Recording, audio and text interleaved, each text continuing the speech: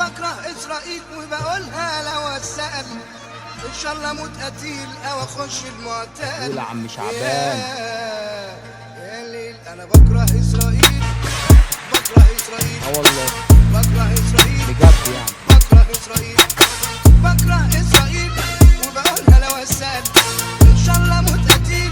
او اخش المعتقل. انا بكره عالم النجمة صهاينة ولاد الاحبة تفضل غزة ارض العزة فلسطين قضيتنا واحدة الكراسة بشت من الدم ناس بتموت من غير ذنب حاجة بجد توجع القلب ابادة جماعية دي مش حرب خالص دول عربية عادي مطبعة وبالكيان لسه مرحبة دايرة كلام قعدة مصطبة بس فلسطين فيها رجالة حط النقط على الحروف جر النعجس وخروف واصغر واحد في فلسطين ما يعرفش حاجة عن الخوف لو هموت بشرفنا محدش يجي على كرامتنا ومن الخوف يضرب عشوائي كم مدرسة على كم مستشفى الفرد منا بياكل 10 وانتو خش على قش وقشرة خلي بالك مش بالكترة الموت في الكترة صاحبي سترة. بكره اسرائيل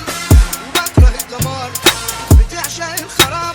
وبتكره العمار جايين تهدوا مش هنتهد غزة بنفسها ما تحتاجش حد في ناس تفرط عادي في العرض هعيش واموت على نفس الارض كله واضح احنا على الهوا مين معانا ومين جاب ورا بس ربنا اللي حامينا مسير الحق يرجع لينا احنا مش خايفين من حد اصحاب الارض اصحاب الحق قادر يعمل اي حاجة اللي خلى البحر يتشق كله عادي واقف يتفرج وما فكرش حتى يزوق كلام حقيقي خارج من قلبي مش بدور على الترند. بكره اسرائيل